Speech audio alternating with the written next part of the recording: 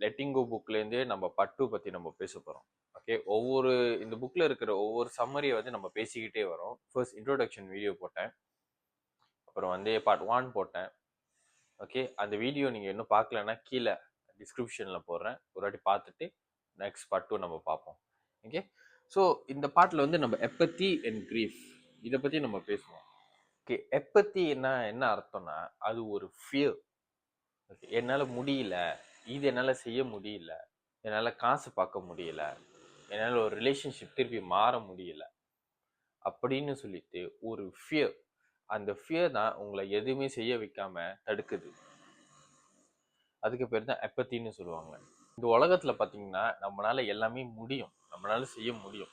ஆனால் என்னால் முடியல, என்னால் இது செய்ய முடியல, அது செய்ய முடியலன்னு சொல்லிட்டு அந்த வார்த்தை வருதுல்ல, அந்த வார்த்தை எங்கேருந்து வருதுன்னா அந்த எப்பத்தின்னு ஒரு ஃபீலிங்ஸ்லேருந்து வருது. அதுக்கு பின்னாடி வந்து ஃபியர், பயம்னு ஒரு விஷயம் இருக்கு. ஸோ இந்த மாதிரி உங்களுக்கு தாட்ஸ் வரும் போத நீங்கள் அது கூட ஐடென்டிஃபை பண்ணும் போது அது ஆட்டோமேட்டிக்காகவே என்னால் இதை செய்ய முடியல, என்னால் மாற முடியலன்னு சொல்லிட்டு அந்த சிந்தனை நீங்கள் நம்பும் போத you become want to wait, அது கூட ஒன்றாவே மாறிடுறீங்க. So every force there is an equal reaction சொல்லுவாங்க. ஸோ நீங்கள் எப்போ உங்களை ஐ காண்ட், என்னால் செய்ய முடியல, இது நடக்க மாட்டேங்குது, அது நடக்க மாட்டேங்குதுன்னு சொல்லிட்டு இந்த மாதிரி உங்களுக்குள்ள நீங்கள் சொல்ல ஆரம்பிக்கிறீங்களோ, guess what gonna happen? It's just gonna reflect back the same thing to you. So உங்கள் பாஸ்டில் நடந்த ரிப்பீட்டடான ஒரு விஷயம், ஒரு ஃபெயிலியர், ஒரு ரிஜெக்ஷன், இந்த விஷயத்த உங்கள் மைண்டு ப்ரொஜெக்ட் பண்ணி திரும்பி உங்கள் ஃப்யூச்சருக்கு உங்களுக்கு காட்ட ஆரம்பிச்சிடும். ஆனால் உங்கள் அன்கான்ஷியஸ் மைண்டுக்கு, அதாவது உங்கள் பாடிக்கு டைம்னு ஒன்று கிடையாது. நீங்கள் இப்போ பார்த்தீங்கன்னா வெளி உலகத்தில் ரியாலிட்டிக்கு தான் டைம்னு ஒன்று இருக்குது. ஓகே, ஸ்பேஸ் அண்ட் டைம்னு ஒன்று உருவாகிருக்கு. பட் நம்ம பாடி, நம்ம மைண்டுக்கு வந்து டைம்னு ஒன்று கிடையாது. இப்போ இங்கேருந்து இருந்துக்கிட்டு தானே உங்களோட பாஸ்ட்டை நினச்சிக்கிட்டு இருக்கீங்க, இங்கேருந்து இருந்துக்கிட்டு தானே உங்கள் ஃப்யூச்சர் நினச்சிக்கிட்டு இருக்கீங்க. உங்களால் இந்த இடத்துல இருந்துக்கிட்டு உங்கள் ஃப்யூச்சர் எப்படி இருக்கும்னு உங்களால் கணிக்க முடியும். ஸோ நம்மளுக்கு, நம்ம மைண்டுக்கு டைம்னு ஒன்று கிடையாது. நம்ம எந்த ப்ரெசன்ட் மூமெண்ட்டை சூஸ் பண்ணி நம்மளோட பாஸ்ட் ஈவெண்ட்ஸை ஹீல் பண்ணணும்னு நினைக்கிறோமோ நம்ம அதை ஹீல் பண்ணிடலாம். நீங்கள் அந்த பாஸ்ட்டை ஹீல் பண்ணும் போத உங்களோட ஹையர் செல்ஃப்க்கு, உங்களோட பெரிய ஒரு வெர்ஷனுக்கு நீங்கள் சரண்டர் பண்ணும் போத அந்த ஹையர் செல்ஃப் உங்களை கூட்டிகிட்டு போக ஆரம்பிச்சிடும். It will create a path for you. Once நம்ம அதை கூட்டிகிட்டு போகும் போத, ஒரு கிராட்டிடியூட் ஃபீல்டில் நீங்கள் இருக்கும் போத உங்களுக்கு எல்லாமே திரும்பி வர ஆரம்பிக்கும், திரும்பி உங்களுக்கு எல்லாமே ஒன்று சேர ஆரம்பிக்கும். மெயினாக இந்த எப்பத்தி நீங்கள் பார்த்தீங்கன்னா, எப்போ திரும்ப இந்த எப்பத்தி மெயினாக வருது, உங்களுக்கு டிவோர்ஸ் ஆனது, பிரேக்கப் நடந்தது, என்னால் மூவ் ஆன் பண்ண முடியல, என்னால் இந்த விஷயத்தை விட்டு மாற முடியல அப்படின்னு நீங்கள் உங்ககிட்ட சொல்கிறீங்க பார்த்தீங்களா. இது நீங்கள் ஒன்ஸ் உங்ககிட்ட சொல்லும் போத உங்கள் மைண்ட் உங்கள் பாஸ்ட்லேருந்து இருந்த இவெண்ட்ஸ் எல்லாத்தையும் திரும்பி கொண்டு வந்து உங்கள் ஃப்யூச்சரில் ப்ரொஜெக்ட் பண்ண ஆரம்பிக்குது. உங்கள் வாழ்க்கை இப்படி தான் போக போகுது, இப்படி தான் போக போகுதுன்னு சொல்லிட்டு உங்கள் மைண்டு ஒரு பிலீஃப்ஸை உருவாக்கிட்டு தன்னை ப்ரொடெக்ட் பண்ணுறதுக்காக உங்களை ப்ரொடெக்ட் பண்ணிக்கிட்டு இருக்கும். So you gonna leave in past. ஏன்னா ஃப்யூச்சர் நினச்சி பயந்துக்கிட்டே இருக்கும் போத இந்த ப்ரெசன்ட் மூமெண்ட்டை நீங்கள் இழந்துருவீங்க. இந்த எப்பத்தியை நீங்கள் வந்து ரிலீஸ் பண்ணாமல் இருந்தீங்கன்னா இது நாளுக்கு நாளாக இதை கூட்டிகிட்டு போயிட்டே இருப்பீங்க. இது ஒரு குற்ற உணர்ச்சியாகவே உங்களுக்கு மாறிடும். உங்களே நீங்கள் ப்ளேம் பண்ணுவீங்க, எல்லாத்துக்கும் உங்களை நீங்கள் ப்ளேம் பண்ணுவீங்க. ஓகே, நான் ஒரு கதை சொல்கிறேன். ஓகே, ஒரு அங்கிள் கிட்ட ஒரு ரொட்டி வாங்க போனேன். ரொட்டிக்கார் இருப்பார், ரொட்டி வாங்க போனேன். இப்போ அவர்கிட்ட வந்து நம்ம வந்து இப்போ வேர்ல்டு மாறிடுச்சு கிட்ட வந்து நான் ஸ்கேன் பண்ணி பே பண்ணலாமா அப்படின்னு நான் கேட்டேன் அவர்கிட்ட. அப்பா அவர் சொன்னார், முடியாதுயா, என்கிட்ட அதெல்லாம் இல்லை அப்படின்னு. நான் சொன்னேன், என்னண்ணே எல்லாம் நாடெல்லாம் வளர்ந்துருச்சு, அதெல்லாம் வச்சுக்கிட்டா நல்லது தானே, அப்போ எவ்வளோ பேருக்கு ரொம்ப ஈஸியாக இருக்கும் அப்படின்னு. அவர் என்ன சொன்னார், அதான் எல்லாம் சாவ போகிறோமே, எதுக்கு அதெல்லாம் அப்படின்னு அவர் சொல்கிறாரு. He is in very of apathy. He already give up on life. அவர் லைஃப்பில் கிவ் அப் பண்ணிட்டாரு. So this is what we call apathy. You already give up on your life. உங்களுக்கு இந்த வாழ்க்கை வேணாம், செத்தாலும் பரவாயில்ல அப்படின்னு சொல்லிட்டு அந்த மாதிரி ஒரு ஸ்டேட்டுக்கு நீங்கள் போயிட்டீங்க. உங்களுக்குள்ள இந்த மாதிரி ஒரு ஃபீலிங்ஸ் இருந்துச்சுன்னா நீங்கள் அந்த ஃபீலிங்ஸ் கிட்ட என்ன கேட்கணும்னா, நான் என்னத்தை ப்ரூஃப் பண்ண பார்க்குறேன், இந்த உலகம் ஆல்ரெடி கெட்டுருச்சு, நான் இப்படிதான் இருப்பேன், ஏன்னா இந்த உலகம் இப்படிதான் இருக்கு அப்படின்னு சொல்லிட்டு உங்களுக்கு நீங்க ப்ரூஃப் பண்ணிக்கிட்டு இருக்கீங்களா? What are you trying to proof your self அப்படின்னு சொல்லிட்டு உங்களே நீங்க கேள்வி கேட்டு பாருங்க. இது நம்ம தப்பு இல்ல, இது நம்ம செய்யல, அதனால இந்த உலகம் தான் செஞ்சுச்சு, இது உலகத்து மேலதான் ப்ளேம் பண்ணணும், மத்தவங்க மேலதான் ப்ளேம் பண்ணணும்னு சொல்லிட்டு உங்களே நீங்க ப்ளேம் பண்ணிக்கிறீங்களா? காதல் தேடுறது கஷ்டம், சந்தோஷம்னா அது வந்து லக்கியான ஒரு பர்சனுக்கு தான் வரும் அப்படின்னு சொல்லிட்டு இந்த மாதிரி விஷயம், இந்த மாதிரி நம்பிக்கை எல்லாம் இந்த உலகத்துக்கு மேல நீங்க காட்டிக்கிட்டு இருக்கீங்களா? ஸோ இந்த மாதிரி கொஷின்ஸ் எல்லாமே நீங்க உங்களுக்குள்ளார கேட்கும் போது அதுக்கான விடை மேல ரைஸ் ஆகும்.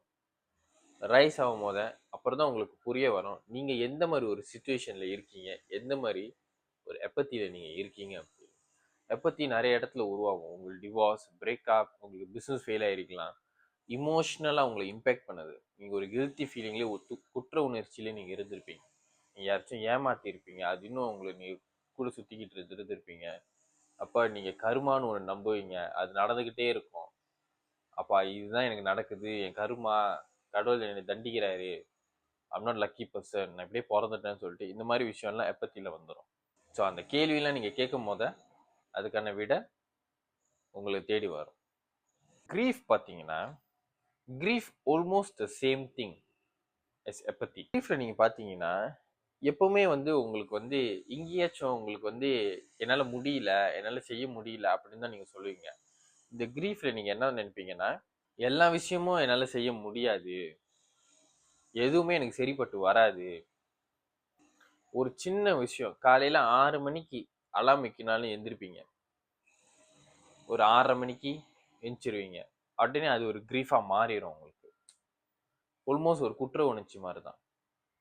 என்னால் முடியல, எனக்கு ரொம்ப கஷ்டமா இருக்கு, இது ரொம்ப கஷ்டமா இருக்குன்னு சொல்லிட்டு எல்லாத்தையும் கஷ்டமா தான் பார்ப்பீங்க. It's a grief. யார் என்ன பண்ணாலும் என்னால தான் அவங்க அதை பண்ணிட்டாங்க, ஓ நான் தான் அந்த இடத்துல இருந்திருக்கணும் அப்படின்னு சொல்லிட்டு எல்லாத்தையும் நீங்க உங்க மேலேயே பழி போட்டுக்குவீங்க. இட்ஸ் எ வெரி நெகட்டிவான ஒரு எனர்ஜிஸ் இது எல்லாமே. நம்மள யாரும் லவ் பண்ண மாட்டாங்க, நம்மளாலும் யாரும் லவ் பண்ண முடியாதுன்னு சொல்லிட்டு இந்த மாதிரி சுச்சுவேஷனுக்கு தான் இதெல்லாம் வரும். இத்தனை வருஷத்தை வீணாக்கிட்டேனே, நான் இதுக்கு முன்னாடி இதை செஞ்சிருந்தேன்னா இப்படி நடந்திருக்கலாமே, சின்ன வயசுல நான் படிச்சிருந்தேன்னா இப்போ நான் கஷ்டப்பட்டுக்கிட்டு இருக்க மாட்டேன்னு சொல்லிட்டு ஒவ்வொரு ஃபீலிங்ஸும் ஒவ்வொரு தாட்ஸையும் உங்களுக்குள்ள ஓட விட்டு அது ஒரு கிரீஃபாவே உங்களுக்கு மாறிடுச்சு. இது ரெண்டுமே ஆல்மோஸ்ட் குற்ற உணர்ச்சி மாதிரி தான். ஒரு கிரீஃப்ல இருப்பீங்க, எது நடந்தாலும் நீங்க உங்களை தான் ப்ளேம் பண்ணிக்குவீங்க. ஒரு நம்பிக்கை போயிடுச்சு வாழ்க்கை மேல, காதல் மேல, ஒரு கரியர் மேல, எல்லார் மேலேயும், எல்லாத்து மேலேயும் இருக்கிற அந்த நம்பிக்கை, ஒரு பிலீஃப் சிஸ்டம் அந்த இடத்துல இல்லை உங்களுக்கு. ஸோ கடவுளை கூட நீங்க நம்ப மாட்டீங்க.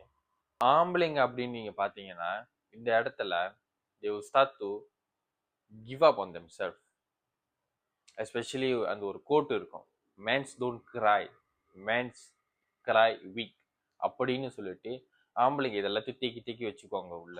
ஸோ நீங்கள் ஒன்ஸ் அதை தேக்கி வச்சுக்கும் போது என்ன ஆகுதுன்னா இது எல்லாமே கிரீஃபாக மாறுது. ஃபீலிங்ஸ் வந்து, இமோஷன்ஸ் வந்து நம்ம வந்து ரிலீஸ் பண்ணணும், நம்ம அதை ஃபீல் பண்ணணும் எவ்ரி டைம். ஸோ நீங்கள் அதை உங்களுக்குள்ளார தேக்கி வைக்கும் போது என்ன ஆகுதுன்னா அது நாட்கள் நாட்கள் உள்ள போக உங்களுக்கு இமோஷனல் ரெகுலேஷன்ஸாக மாறும். அதனால உங்களோட இமோஷன்ஸை கண்ட்ரோல் பண்ண முடியாது. அப்போ தனியாக திங்க் பண்ணுவீங்க, தாட் பண்ணுவீங்க, தனியாக இருப்பீங்க, நிறைய விஷயத்த செய்ய ஆரம்பிப்பீங்க. டிப்ரெஷன், ஸ்ட்ரெஸ், என்ஜைட்டி எல்லாமே இங்கே வந்துடும் உங்களுக்கு. ஓவர் திங்கிங் பண்ண ஆரம்பிப்பீங்க. ஸோ மோஸ்ட்லி மேன்ஸ் வந்து அவங்களுக்கு சில கடமை இருக்கும், இதை பண்ணணும் அதை பண்ணணும்னு இருப்பாங்க, அவங்களுக்கு எல்லாமே இந்த இடத்துல உருவாயிரும். அதனால தான் சில சில ஆம்பளைங்களாம் நீங்கள் பார்த்தீங்கன்னா வளர முடியாது. அவங்களுக்கு இந்த மாதிரி ஒரு ஃபீலிங்ஸ்லாம் இருக்கும் அவங்களுக்குள்ளார. இதை அவங்க ரிலீஸ் பண்ணால் மட்டும்தான் they can grow in their life. So வெளி உள்ள உலகத்தில், அதாவது எக்ஸ்டர்னல் வேர்ல்டில் ஒரு அட்டாச்மெண்ட்டை நீங்கள் உருவாக்கிட்டீங்கன்னா, ஒரு பர்சன் மேலே, ஒரு ஆப்ஜெக்ட் மேலே நீங்கள் அட்டாச்மெண்ட் நீங்கள் உருவாக்கிட்டீங்கன்னா இந்த ரெண்டு விஷயம் உங்களுக்கு தன்னால் உருவாயிரும். Because you can't live without it. இது இல்லாமல் நீங்கள் குற்ற உணர்ச்சி ஆயிடுவீங்க, கிரீஃப் ஆயிடுவீங்க, உங்களையும் நீங்கள் ப்ளேம் பண்ணுவீங்க, என்னை லவ் பண்ண முடியாது, யாரும் லவ் பண்ண முடியாது. ஒரு ரிலேஷன்ஷிப் இருந்திருக்கும், அந்த ரிலேஷன்ஷிப் போயிருக்கோம், அவங்க இல்லாமல் நீங்கள் இந்த இடத்துக்கு வந்துடுவீங்க.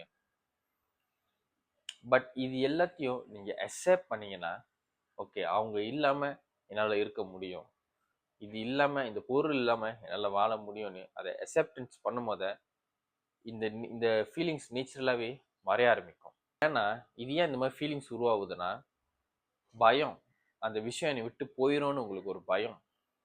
ஸோ எக்ஸ்டர்னலாக உங்களால் எதுவுமே ஹோல்ட் பண்ண முடியாது. அந்த விஷயம் போகிறதா இருந்தால் அது போய் தான் ஆகணும். So if you fear of loss, அதை விட்டுருவேன்னு ஒரு பயத்திலே நீங்கள் இருந்தீங்கன்னா, you create an attachment, and attachment creates these two feelings. நீங்கள் லூப்லேயே போய்கிட்டு இருப்பீங்க. So the best way is to accept those things, to feel it, to ask questions in to your self.